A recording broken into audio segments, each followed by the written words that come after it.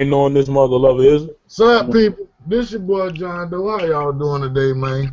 I'm here with the regular, usual, unusual suspects. You know how I always say. But let me start off. I actually got a fantasy league going that I set up.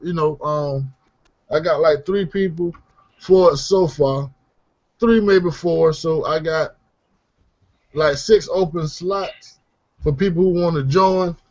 So if you looking to get into the fantasy league, leave me your email address in my inbox on YouTube, or you can DM me on Facebook. Yeah, but now let's get to the introductions. Everybody, CFO. Like I say, fantasy football. Now, if you're down for it, hit me up on Facebook or hit me up on YouTube. You know what I'm saying? The inbox, preferably Facebook, because I actually see that shit. The inbox on YouTube I might not see, but I definitely see it in the inbox on Facebook, and the links will be down in the description. But go ahead. We're gonna start off with the guest and let him introduce himself. Mr. Second time, and he was so good the first time we had to bring him back for a second. Mr. T-Bird. What's up, y'all? THUNDERBIRD614, your mama's favorite gamer. You know where to see. Screwface. Say hello to the bad guy. And last but not least, my boy CFO. What up, people? It's your boy C4. Let's go. All right. Well, we gonna start this thing off with EA, because EA seems like they're doing some all right things and some bad things at the same time. I think you brought it to my attention about them not removing stuff from the gallery. I mean, you know what I'm saying, catalog once they put it up on Xbox One. Go on and let them know about that, CFO. I'll be right back. All right. Yeah, man. They just announced that they won't be removing any titles from the vault once they put in there. That's something we talked about last time we talked about it, and I think that was pretty cool. That if they put a game in there you want, you don't have to worry about them ever getting rid of it. So that was one thing they announced about it. What y'all think about that? It's actually pretty cool. I didn't know that. Like, this is my first time hearing of this, and it's kind of a knee-jerk thing because I expected them to remove it just automatically, just because of the nature of some of the companies that we deal with in gaming. But this is wonderful news. I think it makes EA look good, and it definitely is good for gamers. Most definitely. Yeah, 'cause that was something some of us were scared about. If they put a title up there and you done downloaded it, or you have a problem with your hard drive and you go to try to play it again and it's gone and you're like, man, I can't play it no more. But they already confirmed that they won't be taking it away. So I think that was a pretty good thing. What you think about it, Screwface? Yeah, I mean, we pretty much covered it at one time, but I'm glad that they're gonna leave the stuff in there because, obviously it makes your $30 that much more valuable to have the EA access if you're going to be able to, hopefully at some point down the road have almost every game that EA's ever released, just in a catalog where you can just go in there and play it, at your leisure or whatever. So I'm glad they did that because in the beginning, they talked about loading 4 games at a time, and we didn't know if they were going to leave 4 in there, and then when they add new games, take those games out and replace them. So I think this is kind of what a lot of us that were questionable about getting the access kind of helps us make a decision to get it. So I'm happy that they're going to leave them in there once they add them to the app.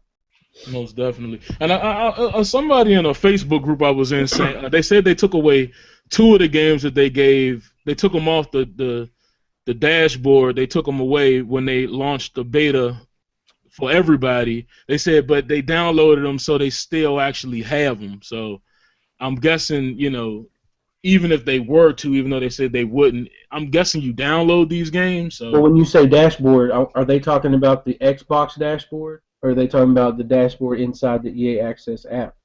I believe they're talking about on their hard drive, like from the vault. I guess you would say the 4 original games they launched with, which was Peggle 2, Battlefield 4, and FIFA, Madden and Madden. FIFA. Yeah. Yeah.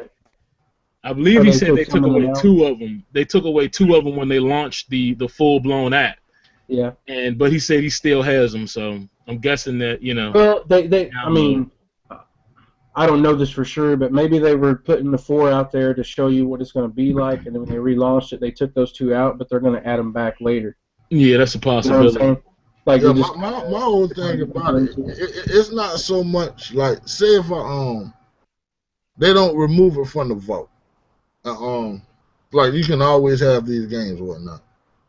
One, my first issue is say it just somehow get deleted off my hard drive. You know what I'm saying? Will they put in support where if the game isn't actually because it might happen where they don't actually have them in there, even though they say they will never delete them. You know what I'm saying? It always been in their catalog. It might happen that they may delete something. Will they go back and get the game so I can get it back even because I already had it or whatever? You know what I'm saying? That's one issue, and another issue is like a lot of their games, especially their sports games, require servers to actually utilize the game. You know, so if they delete the servers, it'll kill the game that way. You know, like I can have this game forever, but like say if they put Titanfall up there. Titanfall is online only or whatever. You get what I'm saying? If they kill the servers, it don't matter if I got the game because the game is just at that time, cup holder. You feel what I'm saying? Mm-hmm. yeah. Yeah, that's what I was saying. I don't imagine that they. Well, I'm not going to put anything past EA, but I would like to imagine that they would not put a game in there that requires online servers and not put servers up for it while it's in there. You know what I'm saying? Or just not put those games on there at all. You know what I'm saying? Like if I had Madden, let's just go back a ways, like Madden 08 or 09 or whatever. You know what I'm saying? I don't imagine they're going to put that in there to play it if they don't have servers for it. You know what I'm saying? Because why would you even play a Madden 08 or 9 if you could play 25, for example? Yeah. Right? They're probably going to put games that are not necessarily always online or whatever, or the games that they do put up in there that, well, like for instance, they have Madden 25 in there. It's still out right now, but it's fixing to get replaced with 15. They'll probably leave 25 in there and leave the servers up for 25 for a little while before they kill it. You know what I'm saying? So at that point, you're right. It would make that game useless if you wanted to play online. So I don't know. I mean, they got a lot of question marks as far as how they're going to handle it. That's for sure. Yeah, Well, that's I'm a what I was saying. subscriber. Anybody else subscribed? I haven't No, I'm not. subscribed to it yet, but once we get into this other topic, you'll know why I'm going to. Okay. Well, I'll tell you what. Like, you actually download the games. The games actually download to your hard drive. Yeah. Once you make the purchase, it's not a streaming service. It's full on your device. Um, I've thought about what you guys are saying right now because I'm torn between whether or not I should trade my Battlefield 4 in. Because say if I trade it in and they take it off the vault, like you guys were kind of getting to a moment ago, Yeah. I kind of like that game. I might go back and play it because I don't know if the next one's going to be good enough for me not to want to come back to this one. But go ahead. I don't mean to go off topic. No, you No, perfectly on topic, man. Yeah, you you go ahead. I mean, you're making a good point, and you're speaking from experience because you actually have it now. You know what I'm saying? But hey, man, I put it to you like this. Trust me, I don't think that they will come out and say something like this and then turn around within a couple of months or a year and remove a game after saying they won't do it because Man, you don't know EA. people are. I know EA. Trust me, I've made plenty of videos on EA. I know exactly who and what they are, but the way people sue Happy, I don't think they'll actually do that. At least not in the immediate future. Maybe 4 or 5 years from now, when people don't forget, I could see them doing something like that. But as of right now, I think you're pretty safe. I think, like, okay, for example, like my son plays Call of Duty like crazy, and he's got he probably has all of them, but like he still plays Modern Warfare 2. You know what I'm saying? A couple of like that was like 2, 3, 4, 5 games ago. You know what I'm saying? However many Call of Duties there are, I know there's a bunch of them.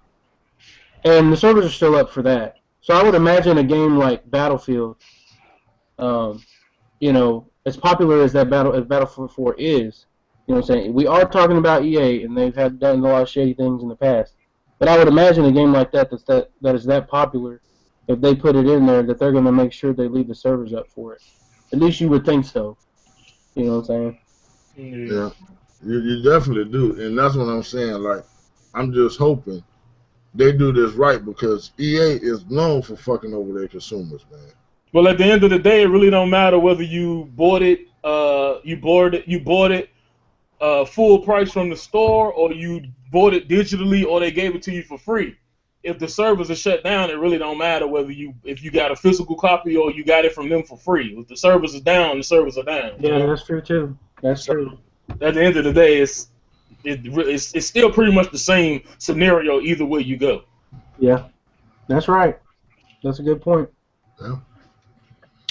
Are we done here? We done with this one? Well, we might as well go ahead and talk about me and John Doe's favorite game, since Yeah, it yeah. kind of Yeah, ties yeah, into what we're talking about. the default favorite game ain't my favorite. It's the default. You know, they made it my favorite game because they refused to give me what I want. You know, and that's NCAA. But okay, man, this year they didn't put out a demo this year for Madden. You know, a lot of people are a little upset by it. You know, I'm in between, but I'm gonna let you know at the end why I'm in between on it. I'm gonna start off with Screwface, and I want to know how you feel about the whole situation. All right. Well, they announced that they weren't going to put out a demo, and they have stated in their statement that it didn't have anything to do with EA Access. Um, I would like to think that it does. Why would you put out a demo for free, like they always have? By the way, now that you have this streaming service, where if you purchase a new game, you can, and you have the EA Access, which costs $30 for the year, you get the game 5 days early. Most of the time, they would put out a demo, like 7 to 10 days, maybe 14 days prior to it being released. So, you're probably only losing about 5 or 6 more days of gameplay, something, give or take a few days here or there. So they they're basically, I think, they're using EA Access to not release a demo to get people to run out and buy the EA Access for $30 so they can play Madden 5 days early because they're not getting a demo and they don't want to wait until August 26th to see what it plays like. So, I mean, as a business, if I was in a business, I mean, it makes business sense because it gets people to buy, the people, Madden fans, to purchase the EA Access to get the game 5 days early. But as a football gamer, stuff like that, you know what I'm saying? You've always given us demos. We didn't ask you to release this app. You chose to release this app yourself. At least this year, you should have went ahead and released a demo like you always do, especially since you're not doing NCAA this year. So you've had plenty of time to get a demo built and put it out. So, yeah, that's basically how I feel about it. Okay. Well, you want to go ahead to Thunderbird? Okay. I can see where you're coming from with that.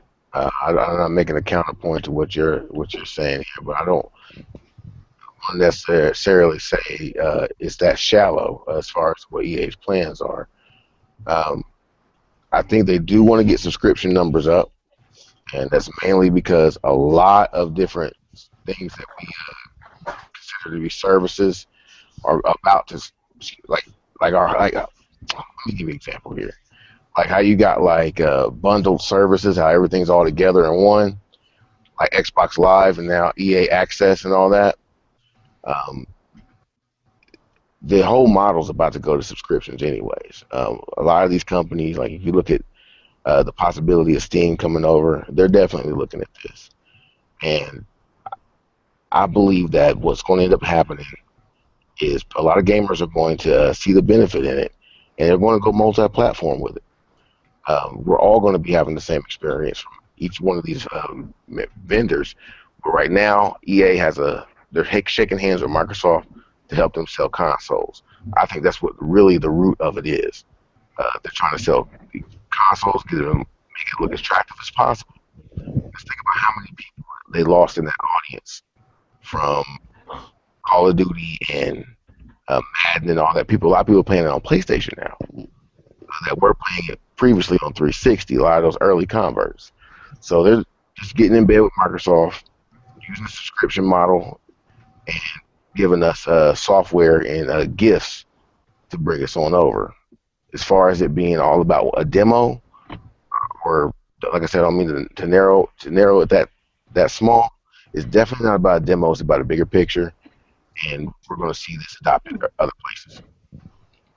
Mm-hmm. I agree. C4? I agree with that as well because I don't know if y'all remember, but a couple of years back, the people were talking about Activision making a subscription service for Call of Duty, where you had to pay monthly or annually to actually play Call of Duty.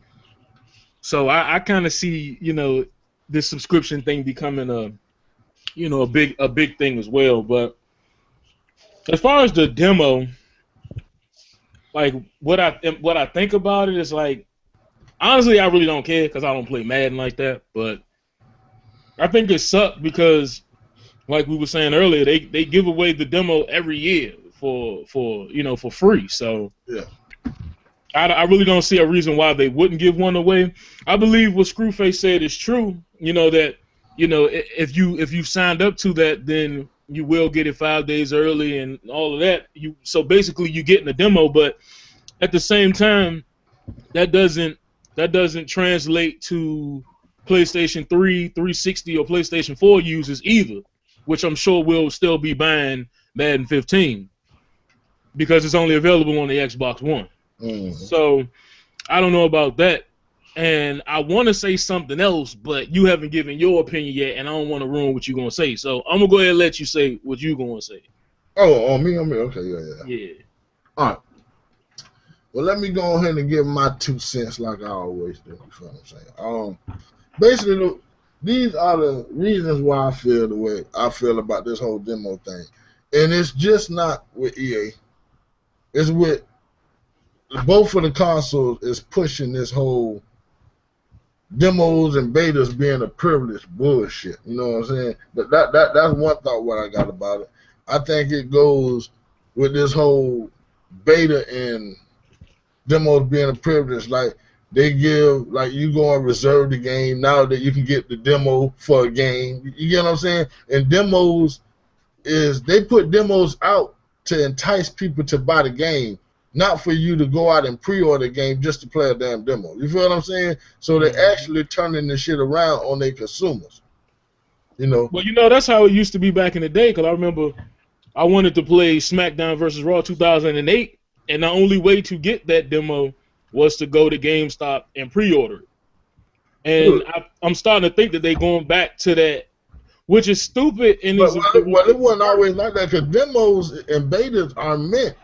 Well, betas is meant to help the developers fix a game, and demos is meant to entice people to want to buy the game. So you have to go and pre-order just to get a demo. That's really working against the company. But that's what I said. It's actually going backwards if you think about it, because that was what I thought the whole purpose of these marketplaces on these consoles were for. I thought that's what they were put in place for them to give us a taste of something so we can make our decision based on what we've played. But they got everything back asswards nowadays, so I'm guessing they starting to roll back to the thing like you said, where it's a privilege to get this, or it's exclusive to this console and not that one. They'll get it, where the Xbox One to get it a week in advance, PlayStation 4 fans will get it 2 days in advance, and it's like it's really ridiculous. Yeah, and on top of that, what I want to add on is that when it came down to the whole this beta thing, demo thing, the sim community is real big on YouTube. We got the sim community and the 2K extremists. You feel what I'm saying? Like all they do is wait. They won't even go out and buy Madden. You know what I'm saying? Even if Madden was a great game, they won't go out and buy it, but they'll go and play the demo and break down, like they'll put hours into playing the demo and breaking down and trashing Madden, you know, and it may not have a big effect, but it does affect Madden in some type of way. You get what I'm saying? Hell, it even got to points where EA started even grabbing the dudes who talking about their game and say, okay, well, we're going to bring you out to community day. You feel me? So now you can't talk about our game, basically, because you got to sign NDA. You get what I'm saying? Where you can't trash them and shit. You feel me? Right. So they bring them out and make them game changers and all this other shit. So the negative pub that they've been getting from putting out these demos have been, you know what I'm saying, had not a huge effect, but have been having an effect on Madden over the years. You know what I'm saying? And plus, since everybody is screaming for change, which they're not really screaming for a new game or a change in Madden, they're really just screaming for a new 2K game because they love their 2K. But with that being said, that's all I really got to say on the matter. Anything y'all want to add to it? Yeah, I was going to add to that the part where you said, you know, the commentators got a bit of a, you know, a part in why you think the demo didn't come out. And not that you're not saying that's your full reason why, but you think that's a part of it. Yeah. But in my opinion, I don't really think that's a reason either, for the simple fact that any Madden head is like a Call of Duty head. I mean, it don't matter what anybody says about it, like you. It don't matter if a 2K fan come out tomorrow and say, Madden 15, I went out and I played it, EA invited me out, and it was garbage, or it was this, or it was that, and they did a breakdown like you said. A person like you or like Screwface who buys the game every year, it don't matter what they say because you gonna get it. I didn't buy it every year. Shoot, they just giving me no choice. Well, I mean, for example, you got your mind made up that you buying 15 because you like NCAA. That was your thing. So it don't matter what nobody say. You gonna buy 15 anyway. So I don't really think that's a reason. I wouldn't really think that was a reason at all of why they ain't come out with a demo. Well, I got a question. I don't know if y'all can answer it, but okay, you have to have the EA access to get the game 5 days early, correct? Right. Okay. Now, if I want to buy the game digitally on my Xbox One, do I have to buy it and download it through EA Access, or do I buy it through the Microsoft dashboard? The dashboard. Okay, so in other words, any progress. Okay, let me give you all an example. The EA used to have this thing called what was that thing called, John, where you pay like $12 for a year and you get to play the game like 3 days early? I can't remember what it was called. It wasn't EA Access. EA Access, no, not Access. Sports Arena or something like that. Anyway, they provided you a service where you could play like Madden and FIFA and some of these other games like 3 days prior to it being released. But the cool thing is that all your progress, like any ranked games you played, if you started a franchise, was it EA season ticket? So yeah, that's what it was. Yes. If any progress you made in the game, when you bought the retail version, like any progress you had on that download, it would save it and it would add it to your retail version. So that's why I was asking. Well, basically they're giving you the retail version 5 days early. So I know, but that's what I'm asking you. How are they going to give you the retail version 5 days early if anything I do in there is only in the access? Anything I do in there won't be saved when I pop in my retail version. Oh, because the game that you get from them is the retail version. You get what I'm saying? Okay, but that's why I asked you where would I buy it from, though. It's digital. You say if you buy it digital, it's gonna like buying it digitally from them. You get what I'm saying? From EA Access, because you get a from discount when you buy it too. You get a discount. I don't know if you're buying it through the store or through actual EA, but you get it 5 days early. And that made me wonder: do you pre-order it and buy it early, or how do you go about getting it early? Yeah, that's basically what I was asking. Because let me explain why I was asking. Okay, we're talking about these, like T-Bird was talking about how everything is going to go to subscription-based stuff. If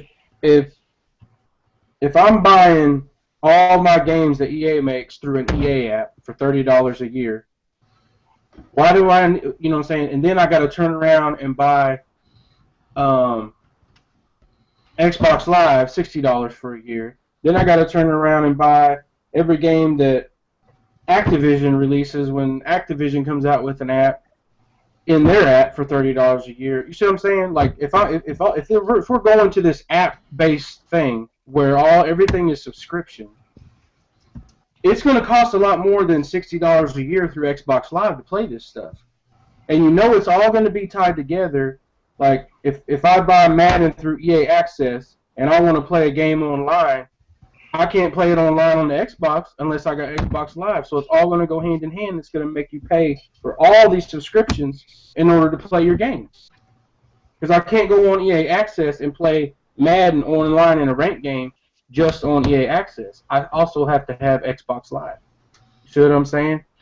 So I hope that it doesn't go to that because Hold on, I don't want to they have. put out something that said EA Access work without having live or something? I think I could have sworn I seen something. Yeah, I believe I saw that I article. don't know if it does or not. I don't know if it does or not. I'm just playing devil's advocate here.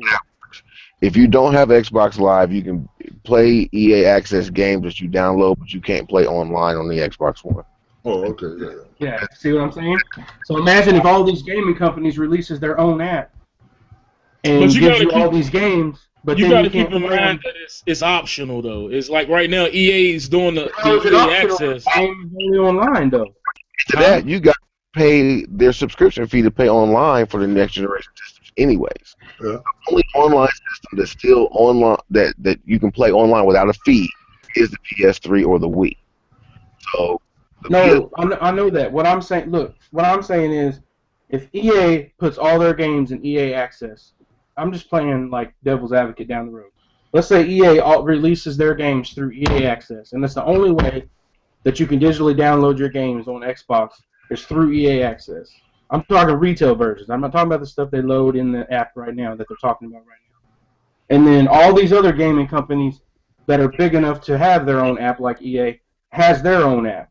So if I buy Madden 15, for example, and I have to download it through EA Access, not through the Xbox Live Marketplace, I have to have it in EA Access and download it from there. I also have to have Xbox Live in order to play it online.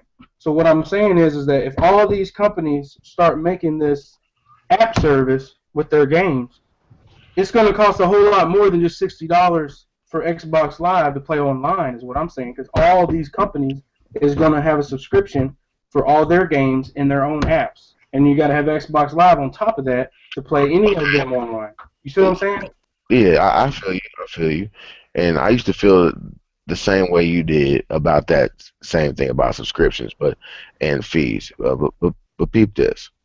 Let's say that first off, let's just look at EA Access for what it is. It's $30 a year, and when it launched, most people that didn't have Battlefield or Madden or FIFA or the free games it came with, they got all those games for $10 cheaper than would have been to buy Battlefield at the price it is today in the store. Like Battlefield's like $40 now, I believe. So if you pay $30, you got all that value. Like myself, I didn't have the Madden 25, and honestly, I haven't played Madden for a number of years. No, that probably sounds like blasphemy. No, Madden, it's okay. but I haven't played it for a number of years because it got repetitive to me. But actually buying it through this service made me appreciate the game more. I was able to see the value again. So let's say Ubisoft would come out with a subscription, and you got all of the Assassin's Creeds or whatever for signing up. So the value for that alone overshadow what you're saying because you already buy. Like this is how I justify my Xbox Live subscription. You'll justify these other fees the same way. I buy one game a year that I wish I could just throw out the window. I wish I could just like this was a waste of my money, right? So I saw that when I was looking at my Xbox Live. Okay, I'm already going to go ahead and buy a game that I probably don't see value in, but now I see value in this service. So now not only am I using the service, I'm going to be a bit more choosy when I pick a game because I know I'm going to pick a game that I'm going to use on this service. So it kind of obligates you to your hobby. to have a subscription, something that you're paying attention to, and for them to add value with free games, I mean, it's a win-win. And the games are better than what the other comparative services are. Like if you look at what you got free the first week of PS or EA Access, you ain't gonna hate me for this, but if you look at PS Plus, the value of the games really ain't there. It's a bunch of games, but the value ain't there. In my opinion. So you saying it's a bunch of shovelware, basically? Yeah. Shovelware games you wouldn't be thinking about otherwise, but that's a great game. Yeah, but you're talking about games that's been out for a while. I'm talking about retail. I'm talking about brand new games that just come out. It'll be 10% cheaper. Oh! But those games you got to pay for those games, Screwface. So when you they're not free. They're not free. No, you can't just go. You're actually paying money for them. That's why I'm saying. So I know the games that. Y'all are not understanding. I understand you 100%. I understand what you're saying. What I'm saying, like with the season ticket, it was they was giving you early access to play like the full retail game. So once that ran out, you actually had to go and buy the retail game. But with this service, you actually paying for the game, so you never lose your progress because the game you already own it. You get what I'm saying? Compared to like on the season ticket, once the end of the season ticket was over, you actually had to go and buy the retail game, and then you put the retail game in there, and it asks you, do you want to keep your progress where you already at, or do you know what I'm saying? Do you want to start over? With this one, there's no reason to ask you that for the simple fact the game that you're playing is the game that's coming out in stores. You just get to play it early. I know all that. That's what I'm saying. Y'all don't understand what I'm talking about. I'm talking about in the future down the road. I get what you're saying. I'm talking about in the future down the road. I'm saying like if EA puts out a new Madden, you know what I'm saying, and you buy it and you have to buy it through EA Access, what do you need Microsoft Marketplace for? That's what I'm trying to get across to you. It's always going to be optional. It's never going to be a point where what I'm saying is that if EA only look, this is what I'm saying. If EA only releases Madden 15 through their EA Access, all right, how am I going to play Madden unless I have their subscription to purchase it from? Because you're going to be able to buy from the dashboard as well. No, that's what I'm saying. In the future, these apps are eventually going to go the way where you can only purchase their games through their app. And what I'm saying is that eventually down the road, if it goes to that, all of these companies are going to start putting out their own apps, and they're only going to release their games through their app. What he's saying. I know what he's saying. What I'm saying is it will always be optional. That's what I'm saying. How is it optional though? I'll still have to Screwface. Let me clarify. What he's saying is they putting it behind that firewall that's Xbox Live. You know what I'm saying? But that's what I'm telling you. EA Access can be used without having an Xbox Gold subscription. So if you got a silver, you can still go in there and download stuff. But you can't play it. I know that, but you can't play it online. Bro, because like I really want to get this point across. So you're saying to me that let's say in the future, the only way to play Madden is to have a subscription. So you have to purchase a subscription in order to be able to play Madden. That would suck. The only way they can offset that, and I want you to give me your. And I'm not just saying Madden. I'm saying all these game companies in general having their own app and doing this as well. In order for you to play any publisher's game, you have to subscribe to that publisher's service. I'm with you. Right. So let's say that there was perks or benefits to having that membership. What perks or benefits do you think would make it worth it in the future? Since we really know to protect their IP and make as much money as they can, because that's the reason why this is happening anyways. What perks or benefits should they be aiming at us so that we see the value in it? Because, for example, for me, in order to purchase a service, like I'm a Costco and a Sam's Club. I got memberships at both. The reason why I do this is because they both got like specialties that I know I can go to there and get at a real good price. Like I bought my Nyko Xbox One charger for $17.99 from Costco. And you can't get it for no less than 20, 30 bucks anywhere else. So they're gonna have to really throw, little nuggets out to me to make me get this subscription up. And that's what the 5-day early demo is. That's what the 10% off is. That's what the endless vault is. If it's in the vault, it's in the vault forever. That's what all that's about. So that was enough to tell me on EA. So for you going forward, Screwface, like break it down. Like, is this something that's impossible to sell to you, or is there something they'd have to do to make it fair? I'm not saying that the service is wrong. What I'm saying is that it's all going to go hand in hand, and they're all going to have their hands in the cookie jar, and they're going to require us as gamers to have all of these subscriptions from all these different companies to be able to play the games that we used to be able to walk into the store and buy and pay Xbox Live subscription and play it when we wanted to. I'm with you. I totally understand that. But that's an assumption. They're not doing that and, right and now. that's all I was saying 20 minutes ago. If we could have been done with it. It's going to always be an option. I doubt there's ever going to become a time when Ubisoft, all of these companies going to have their own apps. And you just made a comment and said that everything's going subscription based.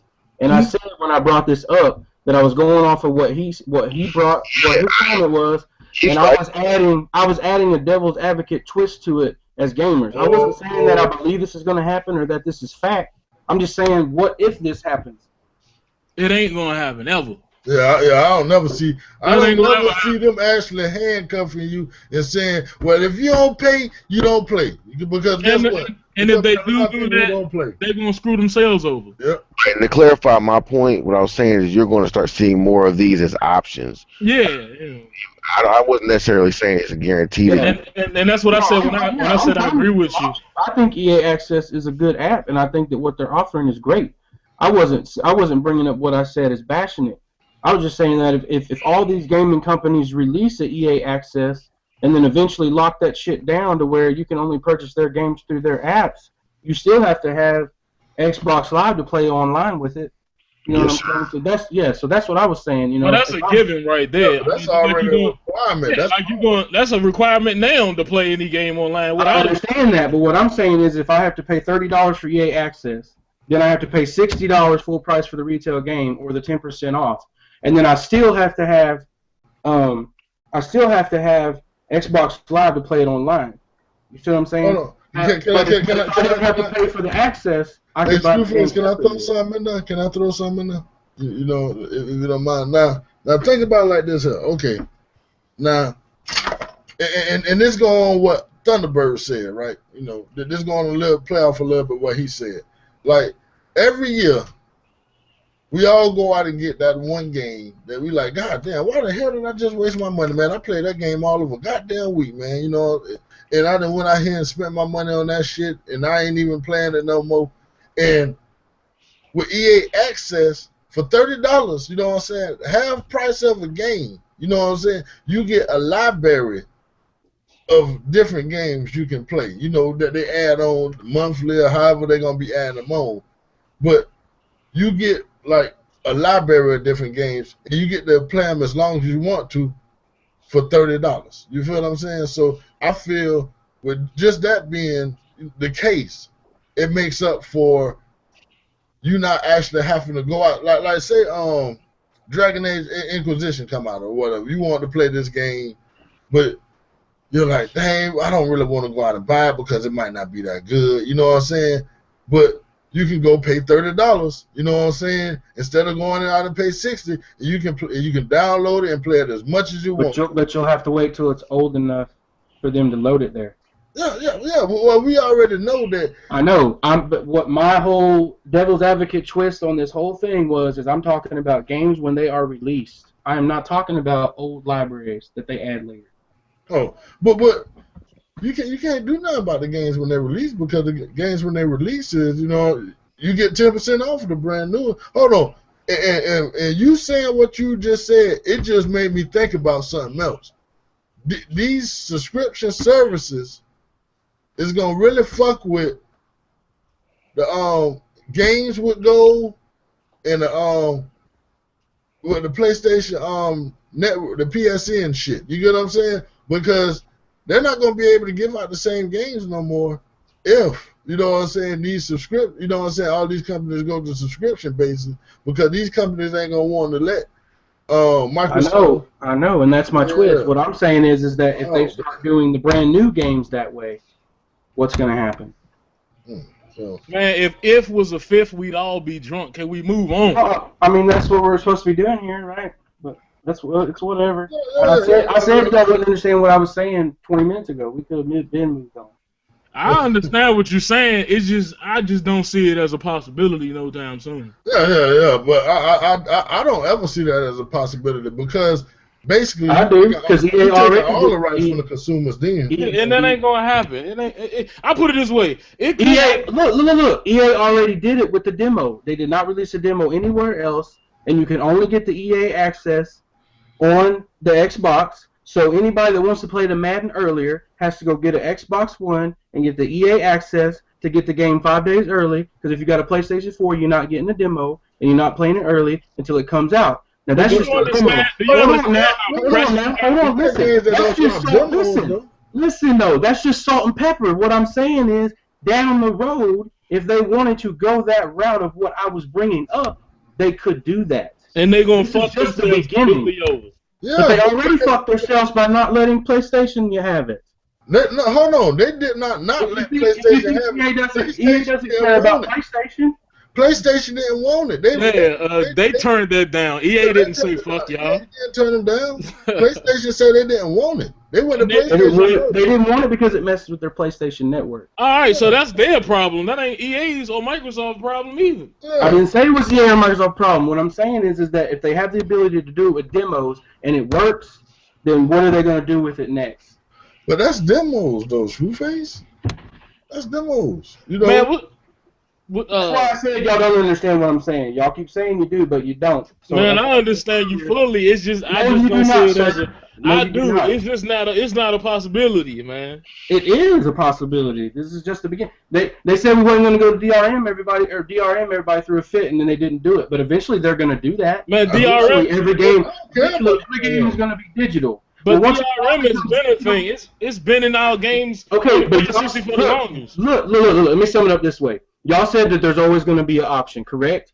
Once they make everything digital, there is no longer an option. I cannot go to the store and buy Madden. I have to buy Madden digitally on whatever app it's available for. So once it becomes digital, if EA decides, fuck you, Microsoft, you're going to carry our app on your Xbox Live, but we're only releasing Madden 15 on our app, and that's the only way they can play it. But you guys will still make money because they can't play our services online unless they have Xbox Live. So when it all goes digital, yes, they can do this. That's why I brought it up. But listen at this here, Screwface. You saying that we only gonna release Madden on the app. Then they killing a whole other. You know what I'm saying? They killing the PlayStation 4 because the PlayStation 4 don't got the app. They ain't gonna do that.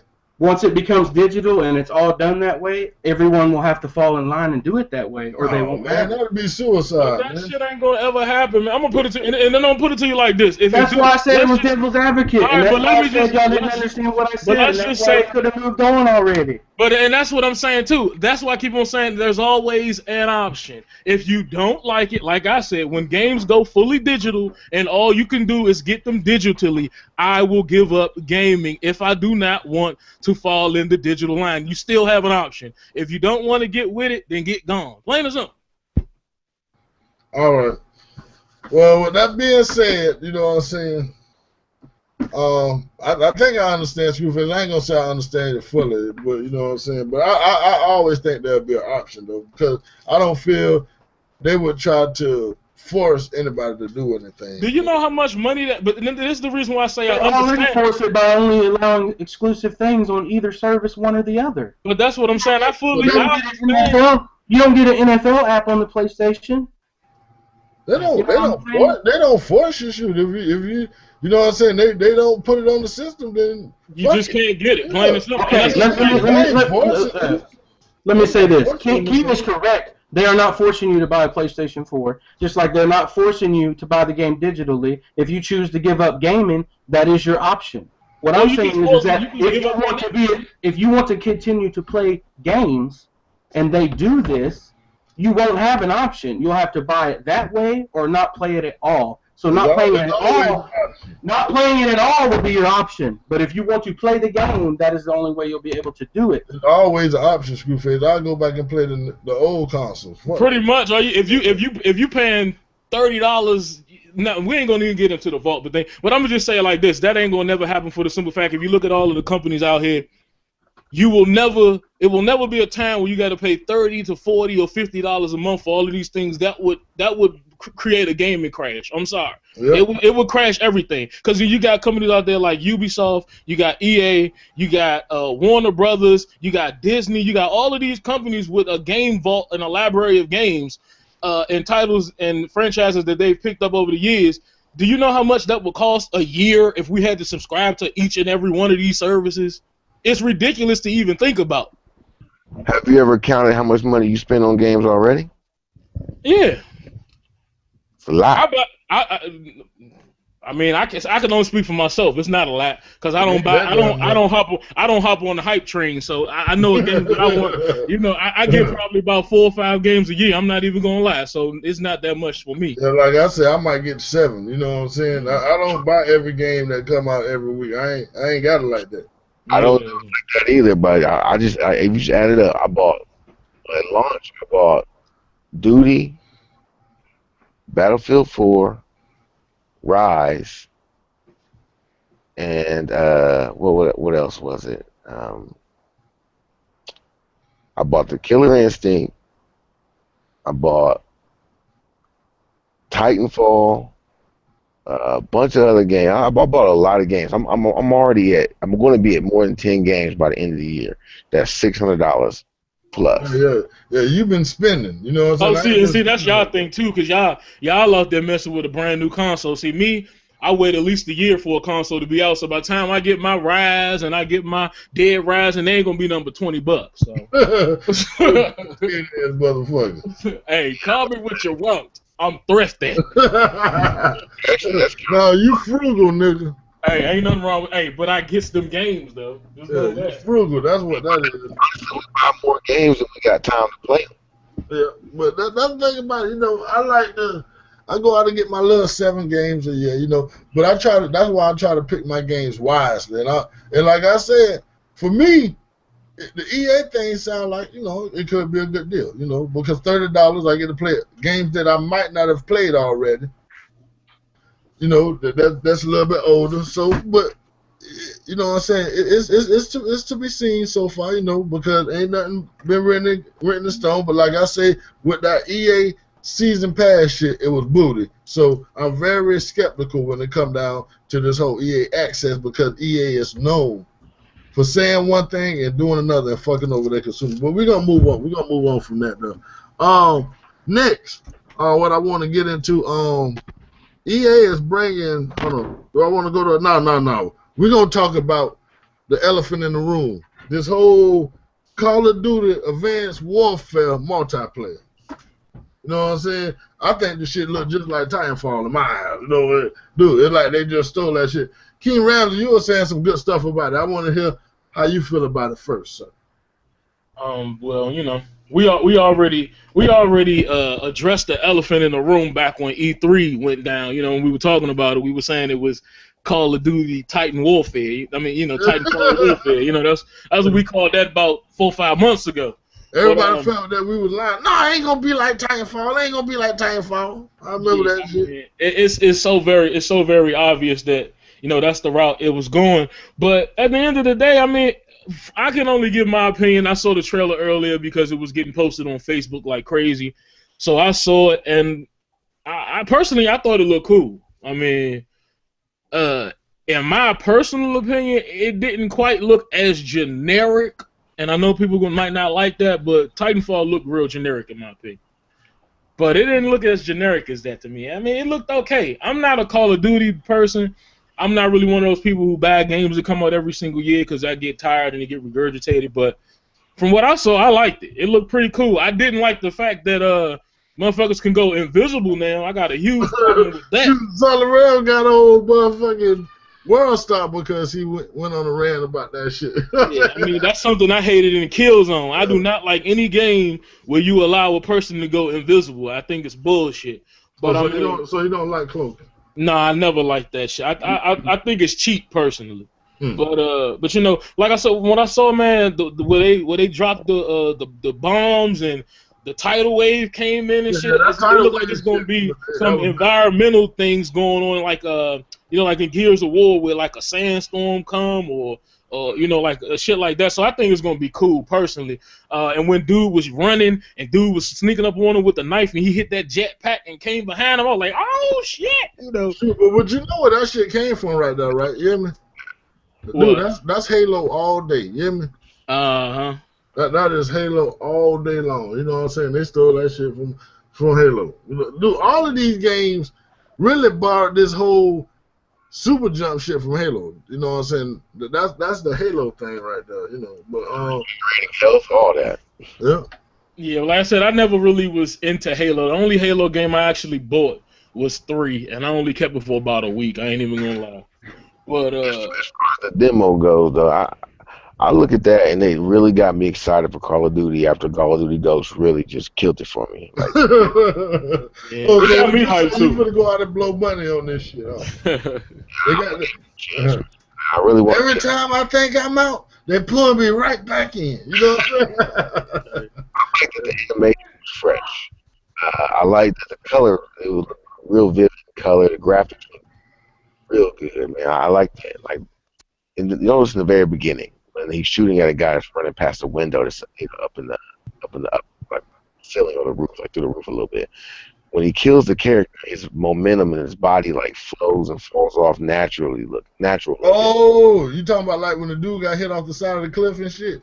Yeah, When they show everybody just shoots through the glass and dude falls down through the glass. flying It back. Yeah. it looks fluid. It looks like better than like it normally does because usually it's real canned and the ragdoll looks like paper. Um, I appreciated what I was seeing. Now, whether or not it feels good to play, that's yet to be seen. That's what killed me for Ghost. It just felt bad. It seemed like something was off. I never felt that in a Call of Duty game, so it had to go. Mhm. I feel you on that, man. It did the same thing for me, man. I'm not a Call of Duty dude at all, man. The last Call of Duty I bought was Call of Duty 4, and after seeing that trailer, man, I was like, I might have to check this one out. I ain't even care for Ghosts, and like I got friends every single year tell me you need to get Call of Duty, you need to get Call of Duty, and I just tell them no. But I might have to get it this year. I might have to get it. What the hell happened to Dell? Oh, this mother lover done muted his mic. But what you think about Screwface? Did you see the trailer? I ain't seen the trailer, but I don't. I mean, I don't play shooters, and I mean, well, I ain't gonna say I don't play them. I don't like them. Every once in a while, I'll buy one. I bought Titanfall, um, but I mean, this game is, but I mean, I don't know. Like I said before, I think a lot of these games, especially these types of shooters that they make, Call of Duty and Battlefield and Titanfall and stuff like. I mean, there's only so much you can take from each other before it becomes vanilla anyway. So, I mean, I don't blame Call of Duty for adding the Titans or whatever they're calling them on their game. The sky, the wall walking and all of that stuff there, and Halo jumping and shit. I mean, it's an evolution of a shooting game, but I mean, to me, it's a lot like Titanfall, and it didn't really matter to me if it was like Titanfall or not, because I probably wouldn't have bought it anyway.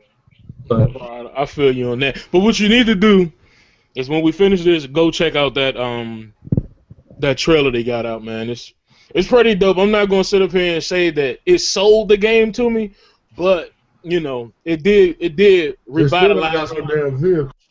it did revitalize my thoughts. I don't like playing shooters like multiplayer version. You know what I'm saying? Like I feel you, man. I'm more of a story mode person. You know what I'm saying? The only game I really enjoy playing online is sports, multiplayer wise is sports games. So and that's just me personally. I'm not saying it's wrong for anybody else to like it or anything like that. I'll throw that disclaimer out. But for me, like, I would buy Call of Duty, you know what I'm saying, if they would put an immersive story mode in the game as well. You know what I'm saying? They haven't really put an immersive story mode in it since, I don't know, however many games ago. Because my son buys it every year, and I'll sit and play through the story mode, and then he takes it from there because he plays the multiplayer. Yeah, well, it's supposed, from what I heard, it's supposed to have a pretty good, decent campaign on this one. Yeah, I mean, if they put a good campaign in it, you know what I'm saying, I might check it out. I'm sure my son's going to buy it, so I'll be able to play it anyway. But just for me, you know what I'm saying, like we were talking earlier about, going out and spending money on a game, believing the hype, and then getting burned. Call of Duty burns me, so I don't Dude, that's buy the Call main of Duty. thing when people be talking about getting burned, man. Call of Duty.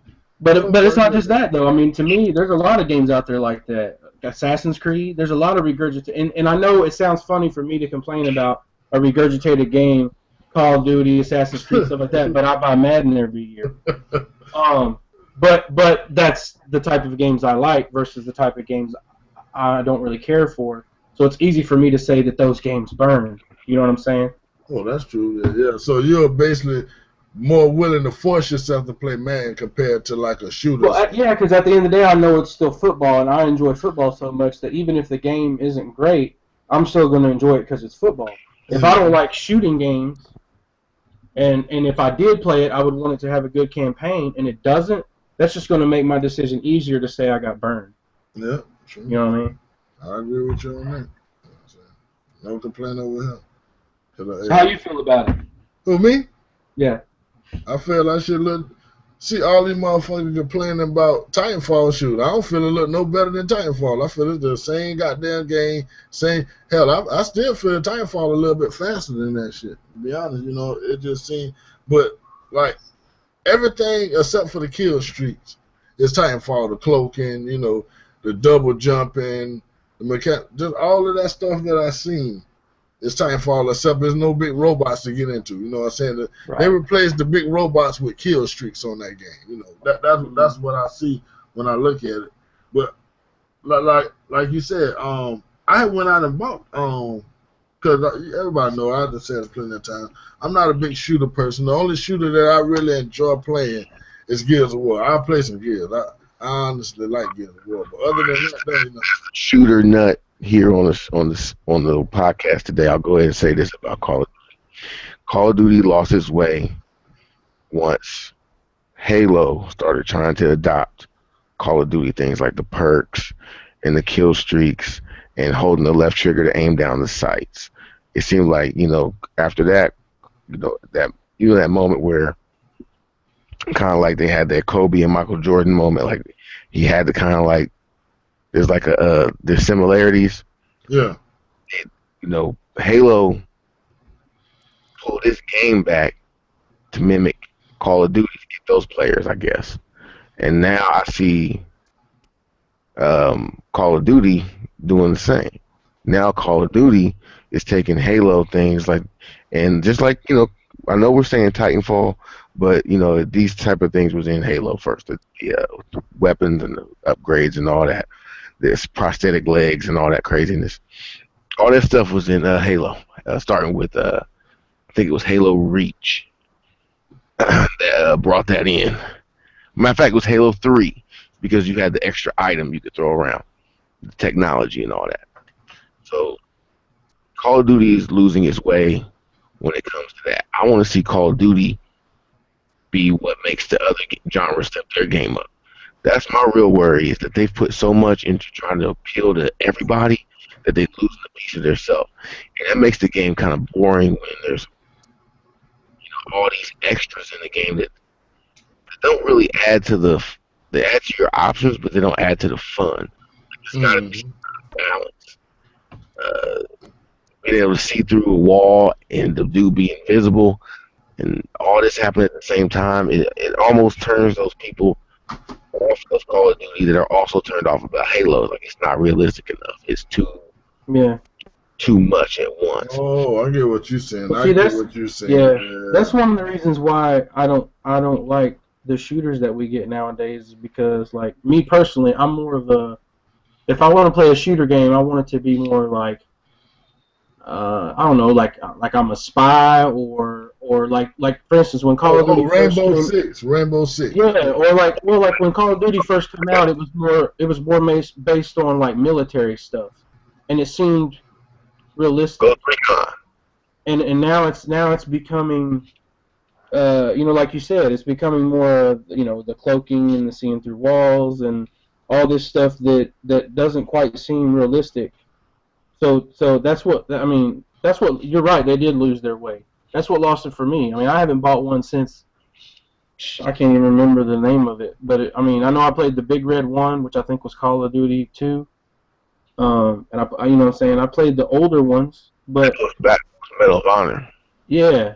So I mean, to me, to play a game like Call of Duty, I want it to be more military style, not futuristic, prosthetic legs and all of this type of stuff here. You know what I mean? Yeah. It do. And when it come down to Call of Duty, it seems like they trying to keep up with the Joneses more than they trying to keep it like traditional. I would rather it be more military. If it was more military based, I would be more into it because it would seem more realistic. Like I was really a soldier in the army. You know what I'm saying? Do y'all feel well, I'm gonna ask Thunderbird. Do you feel the original Advanced Warfare was the best one?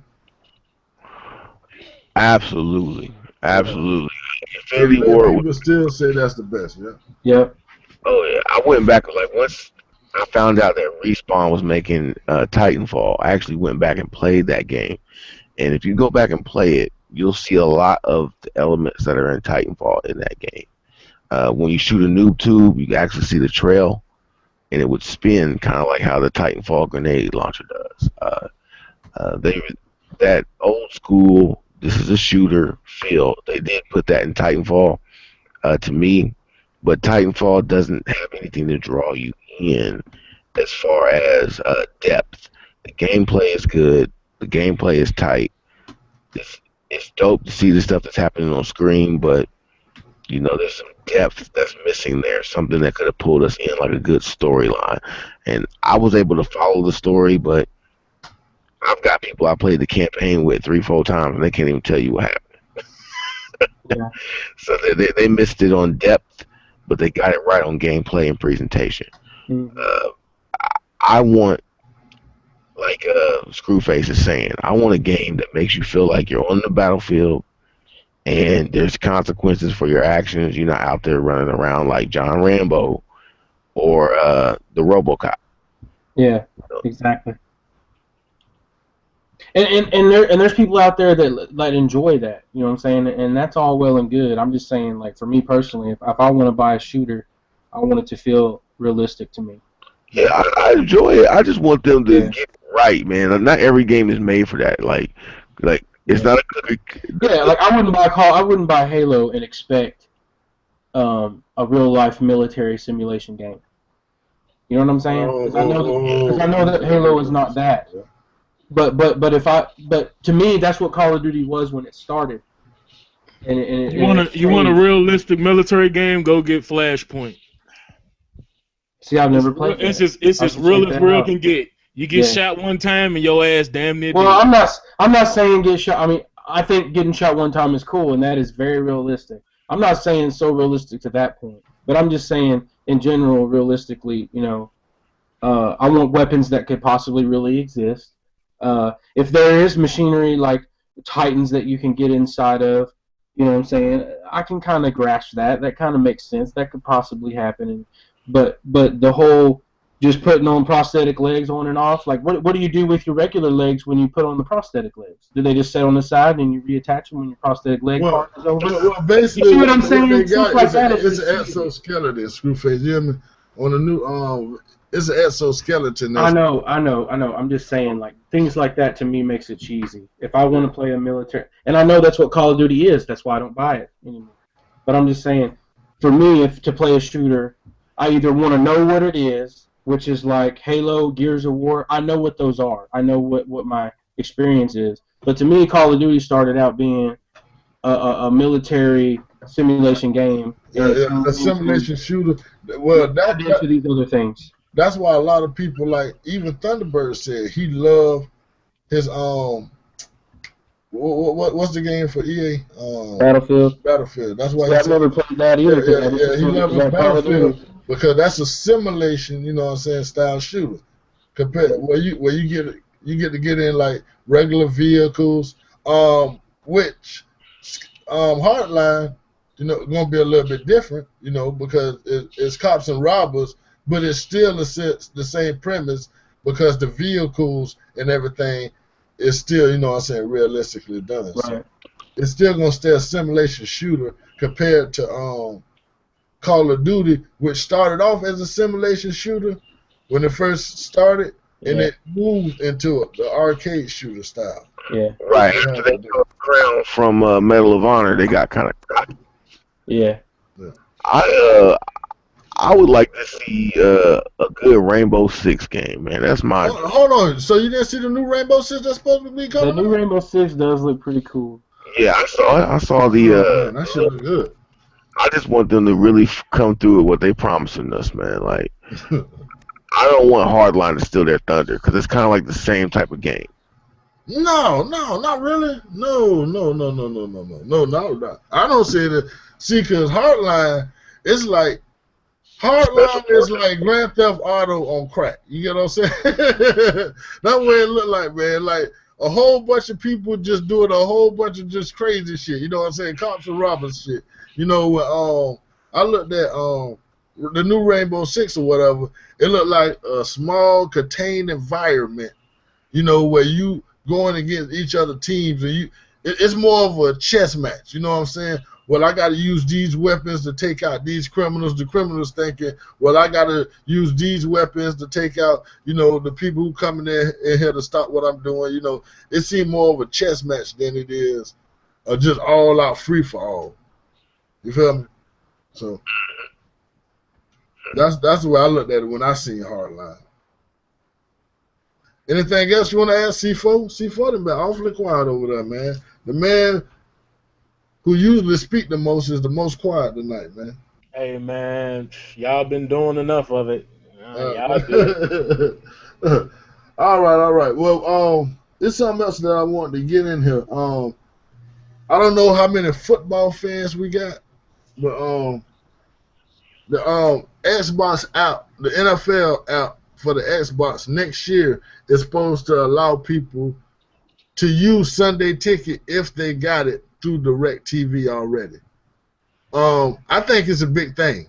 I think that's going to be real huge, that you can actually watch the Sunday Ticket by putting in like a code or whatever instead of having to go through your because we all know, like with that DirecTV, with that dish should go out in a rainstorm quick and fast. You know what I'm saying? But if you can just stream it to your Xbox, it make it way more stable, so you won't have to worry about the games going out in the middle just because it's storming outside your house and stuff like that. I think it's a real big thing. Hopefully, they can open it up and get an exclusive license. Well, really not exclusive, but a license to get Sunday Ticket on their own. How you feel about that, Screwface, since you're the other big football head here? Well, I'll just keep it short. I think that it's cool that they're opening it up. That shows that maybe somewhere down the road it could eventually be available just through Xbox without having to have DirecTV. I kind of thought that hopefully it would go this way when the NFL announced the partnership with Microsoft, you know, and they have the NFL app that's exclusive, you know, the on the Xbox dashboard or whatever. So I think it'll be really cool if they eventually open it up where I can just get DirecTV through my Xbox Live service, and because I don't have cable at my house, I don't have satellite, and I'm just fine without it. I haven't had it for about 4 years. You know, I watch what I want to watch. Where I'll figure out a way to watch what I want to. So I think it'd be really cool as a football fan to be able to get Sunday Ticket on the Xbox. Yeah, I think that'd be cool myself. Thunderbird. I think it's a good idea. I'm a services dude, so I'd probably buy it. Yeah. All right. C4. Well, you ain't watching nobody but the Redskins. I was gonna say don't look at him. His game's on every Sunday regardless. Yeah. You ain't watching nobody but the damn Redskins regardless. He don't care what's going on in the rest of the NFL. Shoot, that's why y'all need to get in this fantasy league so y'all have to care about all the teams. You know what I'm saying? Open your eyes to all the teams rather than you just sitting there watching. And that's another feature what they're supposed to be adding as well. Like, say if you got like a fantasy team or whatever, and a player on your team makes a big play, as soon as they make that big play, I think it instantly shows, will give you the option. You know how it give you the notifications on Xbox, and it give you a notification where you can watch that replay. Dude, that shit gonna be hot, man. You hear me? Yeah, it's basically like if anyone's ever heard of it, it's like the Red Zone. Yeah. That they give you on DirecTV. It's like that, but it's unlocked now where you don't have to have DirecTV to see that. So when you have your fantasy team set up, like John said, if your player scores, you can go there and watch their touchdown play or whatever. Dude, that shit is gonna be hot, man. I'm telling you. but it ain't got to see that's for like the red zone. But it ain't got to be like a red zone play. It could just be like a 50-yard run. You know what I'm saying? Down to the 10 or something. You get what I'm saying? Yeah. But you will get to see that shit, man. No, I'm dead serious, man. Dude. No, Microsoft is definitely doing some good things. I'm gonna put it like that. Though. They're definitely doing some real good things with the Xbox One. A lot of people might not, because it's little things. It's things that people may look over. But I feel like that NFL Sunday ticket is big. You know what I'm saying? Even though it's not like everybody can't get it, you actually have to have DirecTV. But shoot, man, you better find somebody code. I ain't telling nobody to do that, but you know what I'm saying? We don't support illegal activity on this podcast. We do not support that shit, you know what I'm saying? But if you find somebody who got DirecTV and they might want to slide you a code or something, you know what I'm saying? I'm just saying, though, you know. But with that being said, we're going to move on. Since we winding down right here, I think the last thing we really got to cover, we're going to cover this boy getting shot at St. Louis. The dude named Mike Brown. I don't know if he had no Skittles on him this time, but you know what I'm saying, he got shot, and I felt that was real fucked up. How you feel about that, C4? Since you my Mr. Conscious off in there, did you actually go and look into it? Yeah, I mean, I checked into it as much as I could, and I just think it's a real fucked up situation. Yeah. You know, a lot of people keep on, you know, trying to say that because the boy was caught stealing from a store that, you know, he got what he deserved, but I don't think that nobody unarmed should be shot 9 times and killed, you know, for no reason. No, I won't say no reason, but well, to be honest with you, stealing something is no reason to die, you know, from a store. There's no reason to be killed in cold blood, especially by somebody who is assigned to protect and serve and not patrol and control, and that's all the cops seem to be doing nowadays. I think it's real fucked up that in the past 23 days, I believe they said like 5 people were killed by police officers. I think that's ridiculous, you know, unarmed people at that, and it's ridiculous, man. And it's hard to say what you could do in a situation like that because crazy people are very good at acting like they aren't crazy. You know what I'm saying? So I don't know how exactly you can control a situation like this because it seems to be a lot of crazy motherfuckers out here with guns, and a lot of them had badges. It's crazy. But what I got from the situation was the boy stole something. The cops was called, and you know I was watching a video with this guy. He was supposedly a friend of you know, the guy, and he was saying that you know, he was on his knees. He had his hands up. Cop shot him in the head while he was laying on the ground. Shot him 4 times. Stepped away for a second. Came back and shot him 4 more times. I don't know exactly how true that story is, but that was supposedly an eyewitness to the situation. True. All of them said the same thing. You know, like, it's multiple videos of people up showing the same video from different angles. You know what I'm saying? Just all over the internet. Like, they've been lighting the Facebook feed up with this, like, all day long, man. I'm dead serious. And everybody say this dude was down on his knees with his hands up. You get what I'm saying? I don't know if he was down on his knees, but they say he had his hands up. And the cop shot him in the face. You know what I'm saying? All of them say he got shot in the head. Cop shot him like a few more times, walked away and came back and shot him more times. You know what I'm saying? Dude, that was a public execution, man.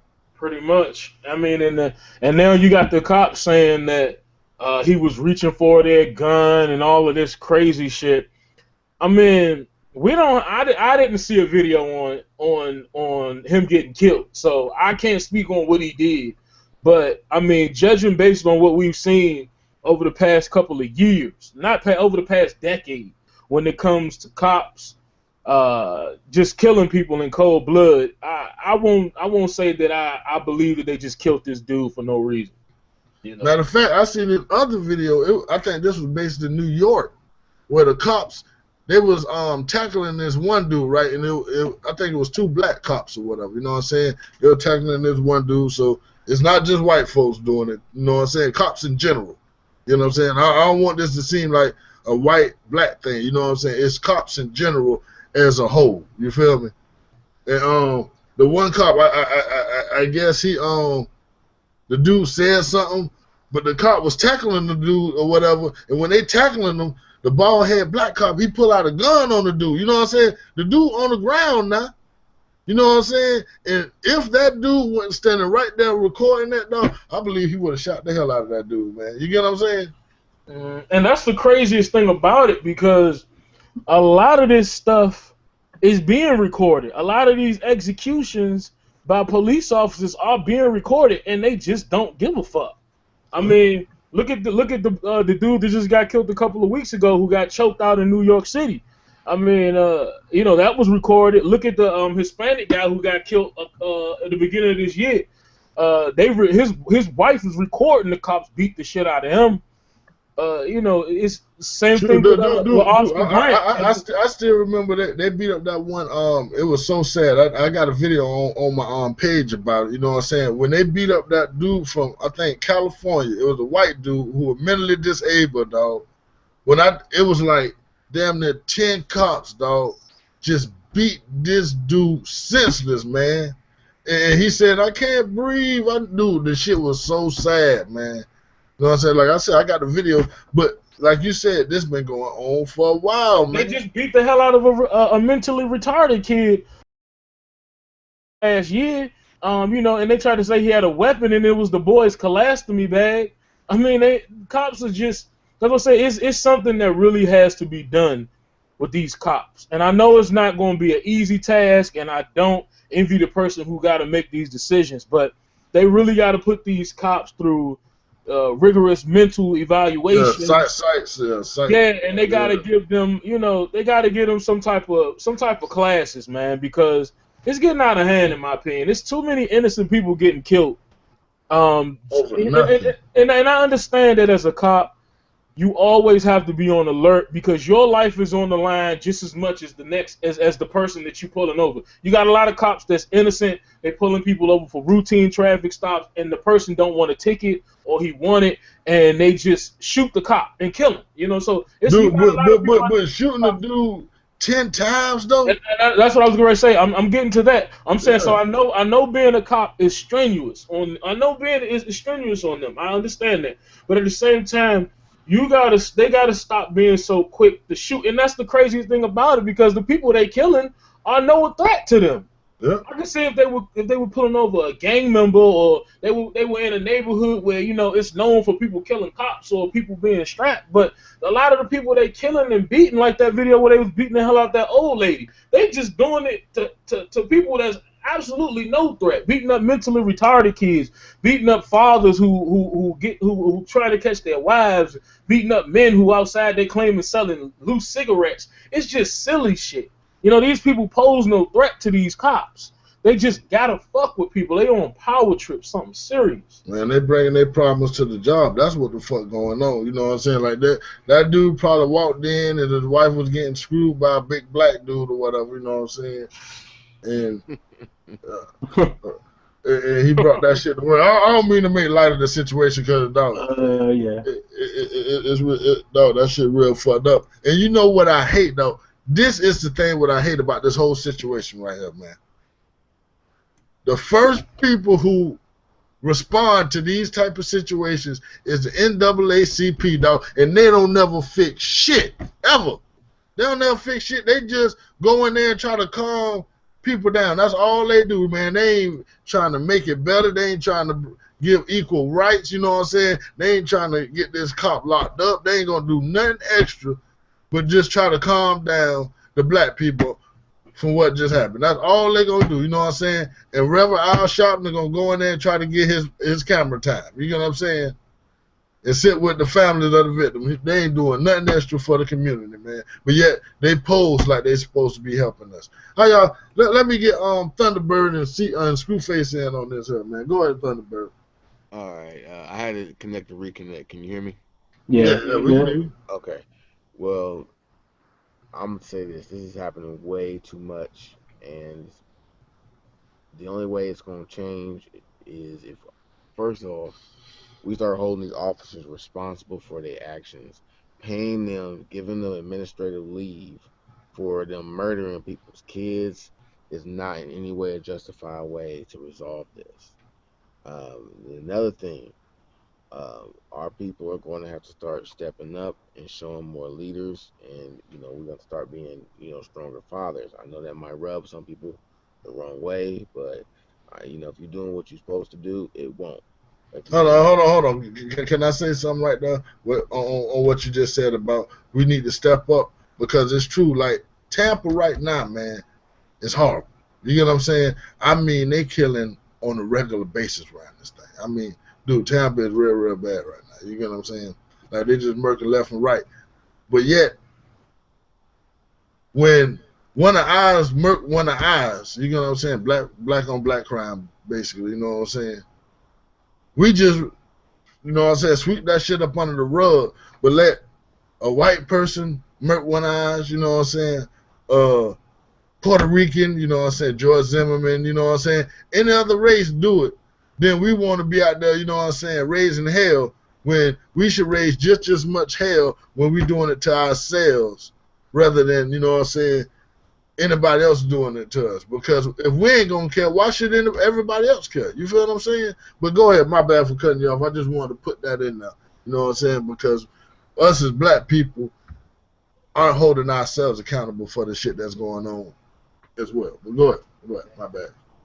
No, no, that's exactly that's the line of what I was saying because that's what they see us as. They see us as not caring about ourselves. We can pretty much do anything to us, do anything to our people. Hold up. You real low, T. I can't hear Yeah. you that good. Is You that better? hardly. Is that Yeah, better? yeah, Yeah, I yeah. hear you now. Okay. Just to touch on it, this is already a messed up situation as it is, but um, until we start distinguishing ourselves um from what the stereotypes are that we're seeing on TV and all that, and this is going to continue to happen. Just giving an example, if they only see criminals, if they only see low lives, if they only see, jigaboos and what have you, they're definitely going to treat you as such, especially if once they meet you, there's nothing that distinguishes you from what you see on TV versus what you get in person. And I don't mean to say that all the stereotypes are true. I'm just saying that most of our people, when we conduct ourselves in public, it's in a stereotypical way. It's almost to the point now where if somebody is acting straightforward, you think they're joking. Mm-hmm. So we have to step up, be better, uh, and be the people that we were created to be, rather than the people that we're shown to be on through the media. Mm-hmm. Yeah. Everybody want to be Amigos or Lil Wayne or Nicki Minaj or these ignorant mother lovers they see on Love and Hip Hop, Mm. They and don't that's exactly understand what we. that's all of a side. These people making millions of dollars. They ain't Yeah. doing none of that And shit and they if, and want if to do. you notice, all of these people that I named ain't nothing but jesters, man. They ain't nothing but clowns. Let me In cut. all honesty, they don't get me wrong. I'm not knocking their hustle because they making a living for themselves. But if you look at them, they go out there and they put on their makeup and they put on their shoes and they put on their jewelry and they jig for you. Yeah, yeah. Hold on.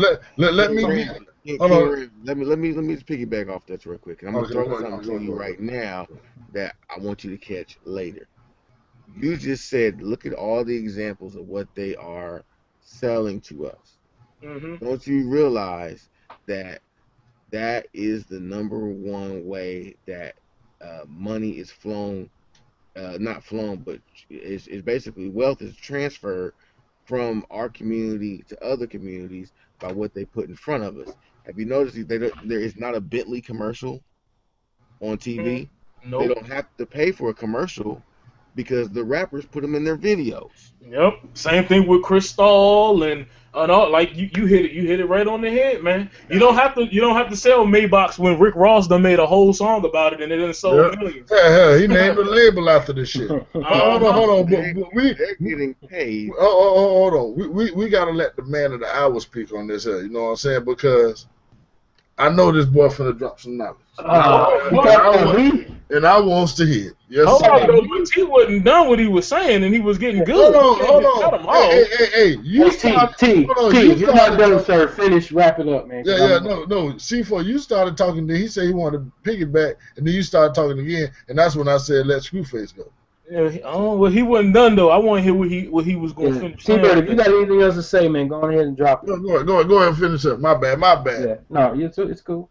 Well, pretty much we hit it on the head. But like I said, these people are getting paid to entice us or direct us in a certain direction based upon what they like and what they show us. It, all I'm saying is one day there there is a way to get it for us to do it too, but we have to represent the right thing. And the only and like I said, I'm throwing alley oop to a later conversation.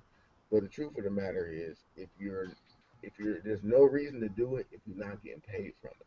We all influence people in a certain way, so we have to be more responsible for how we influence our people. And if you are going to do something of influence, make sure that you do get paid for it because there's plenty niggas out here being niggas for free. You Whew, know, ain't that the truth? Well, Yeah, I think he deserved a hallelujah on that one. Hallelujah. Praise him. Go ahead, Screwface. okay. Well, I hope I can live up to this billing that you gave me. Yeah. Well, first of all, just to get this out of the way real quick.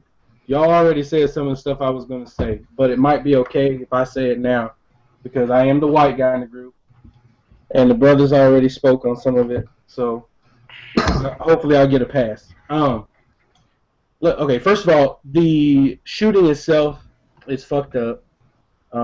I think that we do need to hold these cops more accountable for the shit that they do. Um, it is getting out of hand. It's been getting out of hand for a long time. I agree with C4 about they need to be through some type. They got to test them more. The days of just going to the academy and being able to run so many miles and climb a wall is not good enough anymore. We live in a time where and the thing is that there's probably a lot of these things that happened back in the day that we didn't have social media to broadcast it. It was easier for the police to hide it. It was easier for, mayors and shit like that to sweep it under the rug so it didn't make our city look bad, etc. But that's not an excuse for those things happening. But I think that they need to really evaluate who they're allowing to be an officer. And I know that one of y'all in here said it. There's a lot of crazy people running around, and even though those people may pass those tests, they still might be crazy. So you're not going to prevent all of it. But I had a friend of mine that had a brother that was shot in the back while climbing a privacy fence. Just to kind of give you a background, the dude had been in and out of prison his whole life. He had just got out. He'd only been out for a few months. He didn't ever want to go back. He was driving a car late at night that had a tag expired. The cop went to pull him over. He didn't want to get pulled over because he was afraid he'd go back to jail. So he took off running and ran through some houses. The cops caught him, or the cop caught him. There's only one cop. The cop caught him. They got into a fight, and the friend of mine's brother put his hands up and said, "All right, I'm done. I give up." And when the cop went to grab his hand, the dude stuck him in his face and then took off running again and tried to jump over a fence, and the cop shot him in his back 4 times. My whole point is this: if a cop feels like he has to pull a gun on somebody, it's not supposed to be kill first. Yeah. First of all, when you pull your gun as a police officer, you're supposed to protect and serve. You're supposed to protect and serve the public, the people around you, while you're using your gun, as well as the person you're trying to apprehend with your gun.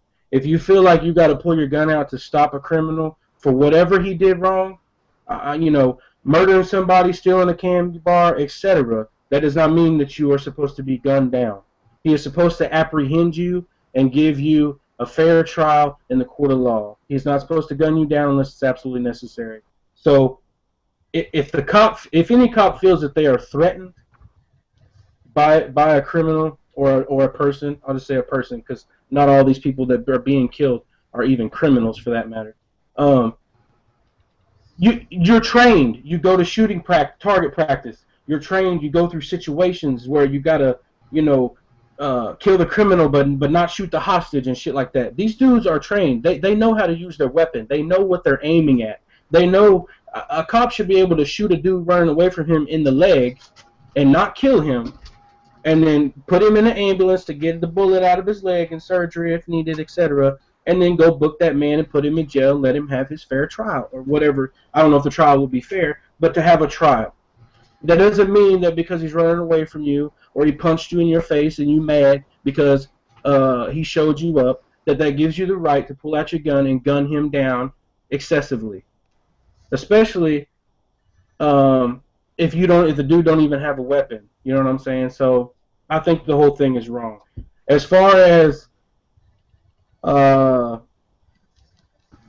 hope I don't offend anybody by what I'm about to say, but as far as Reverend Al Sharpton, the NAACP, all of these, they went up there and they were going to supposedly have a peaceful march for this wrongful death. I don't have no problem with that. When it turns into a riot, that's where I have a problem. And John Doe kind of touched on it a while ago.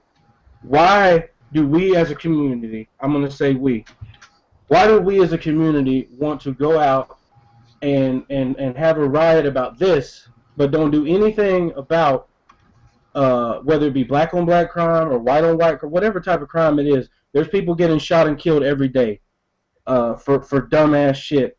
There's black people killing black people. There's white people shooting white people. There's people shooting people over dumbass shit. And why don't we riot for that?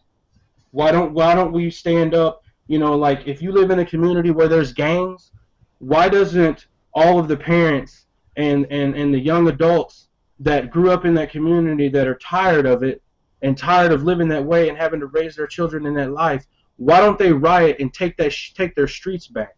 And I'm not saying that doesn't happen. I'm sure there's places where that does. But I just get so tired of anything like this happening. It becomes so magnified, and it should. I'm not saying it shouldn't. But what I'm saying is that make all of these Trayvon Martins, make all of these people in the community that's getting killed, by whoever's killing them, make all of them a celebrity. Make all of their story heard. Rise up against all of the bullshit. Not just when you want to pick and choose so you can get on TV and make your organization look good or make yourself look good. That you're standing up for your people. You know what I'm saying? That's what irritates me the most. What you got to realize is we live in a movie, man. A lot of this shit is scripted. A lot of this stuff that goes on is all planned out. A lot of these people who do a lot of these things are, I personally believe, sleepers.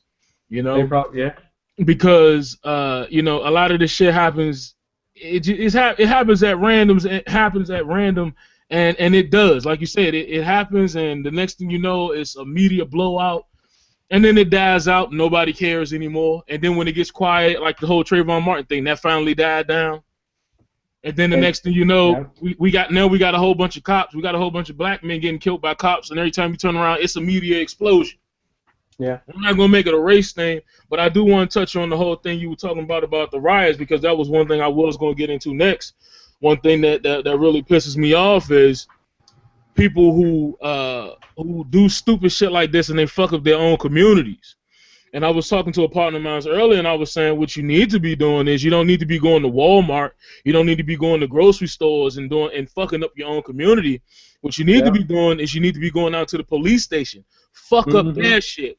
If anything that's worth rioting over, if it's worth fighting over, it's worth dying over. Yeah, the cops got weapons, but I'm sure a lot of you motherfuckers do too. If you believe in it that strongly, then you need to be willing to lay down your life for it. If it's that serious, where you feel as though you want to go fuck up your whole goddamn community over. Because I don't understand how you going and looting a Walmart or going and looting a liquor store or going and looting a grocery store is going to help the situation in any way. It's not. And it's not. And at the end of the day, they'll run through there and jack women's purses and beat up random dudes if they're the wrong skin color, or you know what I'm saying, like, because they get so caught up in the moment of this riot, they're over there hurting. They doing worse than what the cops did. Yeah, they're killing innocent people because they're mad because a cop killed an innocent person. And then the next thing, and what they fail to realize is while they're doing this the whole time, all they're doing is messing up their own community. And then next week, when all of this dies down, and you need groceries, or you need this, or you need that, and you have no store in your neighborhood to go to because you ignorant motherfuckers fucked it up. Then and then because all these companies gonna do is a lot of them gonna get that insurance money and they're gonna go on about their business and they're gonna start their company back up somewhere else because they see how you act in your own neighborhood. They see that you're a savage, and it pisses me off when I see people act this way over something like this. And don't get me wrong, it's a situation that needs to be addressed, but not like that. That's the complete wrong way to do it. And like I said, at the end of the day, next week when you need groceries or you need something from a store, where you gonna go? You done fucked up your community. And you can't be mad when these people get their insurance money and they move on. And then those people gonna be talking about why we gotta go to the quote unquote white neighborhoods to shop. Why don't they put this over here where we live at? Why can't we have nice things? Because you ignorant motherfuckers do shit like this. This is why you can't have nice things. And I'm not talking about everybody who lives over there because not everybody is a part of it. But when you do stupid shit like that, that's why you can't have nice things in your neighborhood. That's why they look at you like savages and they look at you like beasts because you act like it. Yeah. Yeah, I hate to say that about. I mean, and to touch on what T-Bird was saying, you know, like, you know, the whole persona, like how we dress in the community, or how we, you know, how we wear our hats, or you know what I'm saying, or whatever, you know, how we act, you know, being out late at night, all that type of stuff.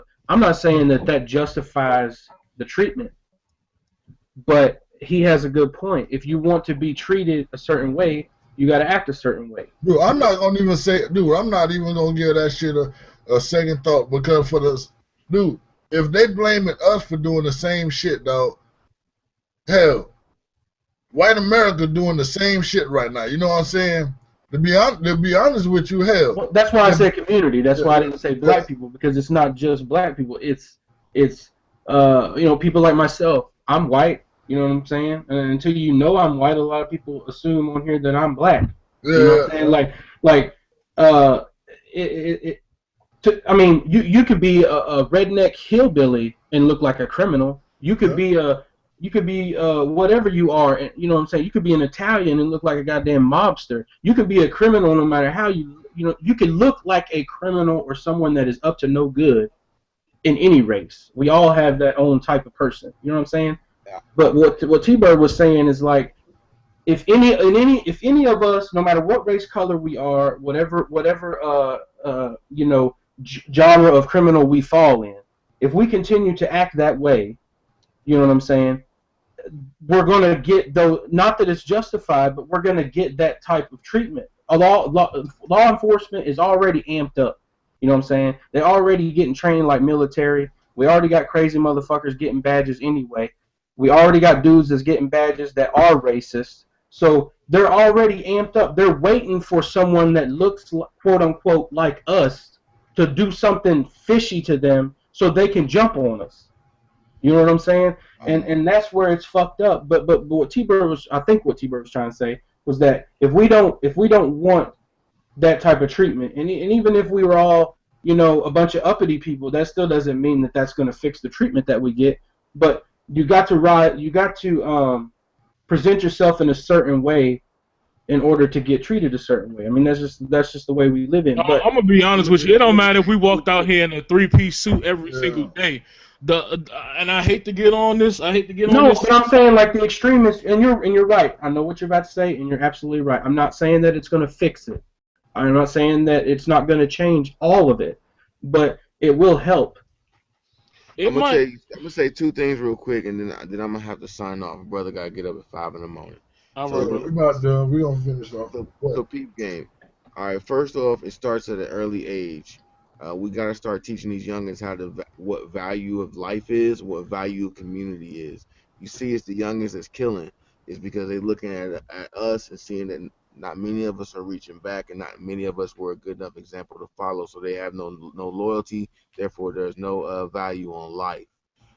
The second of all, we got to give them something that's going to be worth living for. Show them what it is to be a community again. Because really, my generation, 30 and ups, if they already gone, they kind of already gone, man. There's not really much you can say Yeah, to a lot of those people. But the youth, they're open wide right now and looking for leaders and something to live for. Because if you think about it, they are taking life in their own hands, and I'm talking about everything from making babies to taking lives. So they need guidance, man. They have no idea what it's like to have somebody there for you, man. This generation is like this Chicago situation, the Tampa situation, the Detroit situation, the LA situation, all seems to involve our people. And one thing we gotta do is stop accepting nothing. Like one of my new sayings is we gotta uh, give back the false crown and take back our soul, because that's what's missing in our community. There's no more soul, not even in the music anymore. So Right I on, agree man. with I that feel you 100. 100%. 100. Wow. And like you said, man, it's like these youngins have nothing to look forward to. If you look at a lot of these kids nowadays, you can look at them and you can tell that it seems like sometimes you look into their eyes and there's absolutely nothing there. Nothing. No Like a soulless, lot dog. of Yeah, I didn't want to say that, but yeah, exactly. They have no soul within them, and it's like a lot of them don't even see themselves getting old. I looked at a 17-year-old the other day, and I wouldn't have never known he was 17 years old if I did not have his papers in front of me. But this guy was 17 years old, and you can look at him and tell he couldn't even see himself being 30 years old. I mean, I'm looking at him at 17. I'm like, you'll probably never get a job. Because he got tattoos on his face, he got tattoos on his neck, he got two tattoos on his hands, his arms, piercings in his. He got these big old what are those things called? Where you stretch your earlobe. Yeah, I know what That you're shit talking looks so about. dumb. Gauges. They call it gauges. That's what they call it. Yeah. He Yeah. had big old gauges in his ears. I'm like, hmm dude, you're a kid, and you fucked yourself up like this at 17. Dude, they do not care. By the time you're 20 years old, you probably won't even be able to get a job. And that's the crazy thing about it, because like me and T was saying earlier, they look up to these rappers, and they look up to these people on Facebook and Twitter and all of this stupid ass social media, and they pattern themselves after these people, even basketball players. But what they fail to realize is these people are already established. LeBron James could quit the NBA right now, and he's set for the rest of his life. Yeah. Lil Wayne can quit what he's doing right now, and he's set for the rest of his life. These people don't have to work for people. They are their own businessman. But you at 17, you have a full life ahead of you. And there's no guarantee that you're gonna be successful as a rapper or a football player or whatever it is you dream to be. So at 17 years old, you should not be doing this. And then that goes to show you the structure of the homes now. Apparently, these kids have no parents. If at 15 and 16 they're walking around with a body full of tattoos and piercings. if I it's wouldn't your let dream, my Dude, son. no. If you see these parents, man, the parents got the body full of tattoos and face full of tattoos too. They just as bad. How the way you gonna tell your kids not to do that if you look like that? And that's the problem right there, because the home structure is so fucked up, especially in the black community, where you can't, because the parents are smoking weed and drinking in front of their kids. You can't tell your kids not to do it, and you sitting up there doing it in front of their face. Same thing with the tattoos but at the same time, it's a thing. It's a thing of being a good parent. You can do it, but you can tell them you can't do it until this age. Plain and simple. Yeah, I do it, but I'm grown. You know, and that's one thing I love about my mother. She never drank. When I was born, she gave up smoking and drinking. She gave it all up. You know what I'm saying? For that. And she brother, did it. I'm gonna have to sign out. It's Oh, been. go ahead. We're going to finish off. Hey, appreciate having you. Go ahead and say your piece to the people, man. I'll have your link down there in the description, by the way. Certainly appreciate all the listeners, man. See y'all on the next round. It's been a good one. I'll holler at you. Appreciate you, Later, brother. man. Appreciate you coming through, Thank you man. for stopping through. Peace out, brother. Yeah, man, I really do, man. I think we got to get these homes back together for the youth, man, because they really don't see a future for themselves. I honestly don't think they do. Yeah. And it's very sad. Dude, it's that bad, man. You know what I'm saying? And with it being that bad in these neighborhoods, man, dog, because I ain't never seen my city like it is right now, man. You know what I'm saying? Like, I think they say it's over 20 people that got killed violently in my city since the beginning of the year. Over 20. You get what I'm saying? Mm-hmm. That's a lot of damn people, dog. You know what I'm saying? Like, every other day, like one time, it was like every other day somebody was dying. You know what I'm saying? It was just that bad, man. So, and Tampa ain't that big. You feel me? Like, down there, everybody know everybody. So when somebody die, you damn near knew somebody who knew him if you didn't know him directly yourself. You feel me? Yeah. That's over 2 deaths a month. Yeah. That's how crazy it is, though, man. Dog. Yeah, I think They do not care, man. You know what I'm saying? Like, back in the day, you used to go in the hood, you know, you might get your ass whooped. You know what I'm saying? I'd rather a motherfucker, like 10 motherfuckers jump on me than one motherfucker shooting the shit out of me. You feel what I'm saying? Shoot. Yeah. When you go to the neighborhood, they ask you, where you from? You know what I'm saying? You say, I ain't from around there. You know what I'm saying? They whoop my ass. I'd rather that shit than nigga ask me where I'm from. You know what I'm saying? I say I ain't from around there. Nigga walk up and shoot me, slap in the head, and don't care about it. You know what I'm saying? He just will shoot your ass and won't even care about the repercussions behind that shit. You feel what I'm saying? Well, I mean, like we was talking about all these, you know, basketball players and stuff. Like, you know, we touched on Lil Wayne, for example. Lil Wayne was like, 13, 14, 15 years old when Baby took him in. You know what I'm saying? And Baby had money at that time. Lil Wayne ain't never, at that point, from that point on, ain't never hurt for nothing. You know what I'm saying? He ain't never been no blood. He ain't been on the street. He ain't been shooting at people and all this stuff that he raps about and this persona that he portrays. He ain't lived that life. He didn't live that life while he was young with Baby, and he ain't lived that life that since he's been an adult. And the thing is, been with Baby since what? He was 10 or something like that? Yeah, that's what I was saying. So, you know, I saw the little behind the music on him or whatever, and he did have a rough upbringing as a young child. But as far as all this stuff, really remember.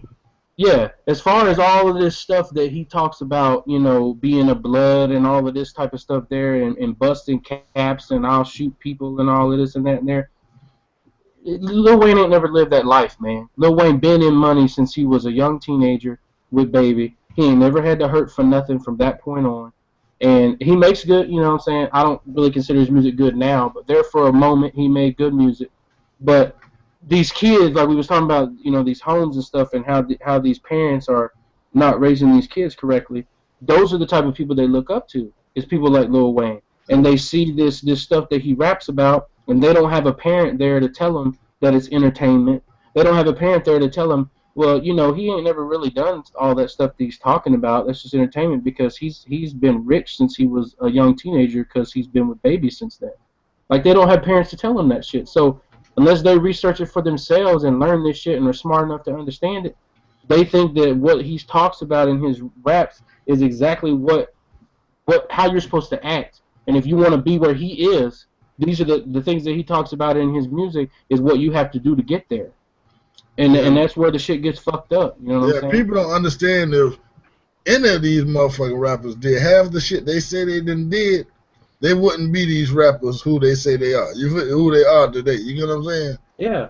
So you ain't going around this. I mean, even like Tupac, you know what I'm saying? He had a rough upbringing and stuff, and he probably, you know, did some violent shit, and you know what I'm saying, he's on tape for whooping people's asses and stuff.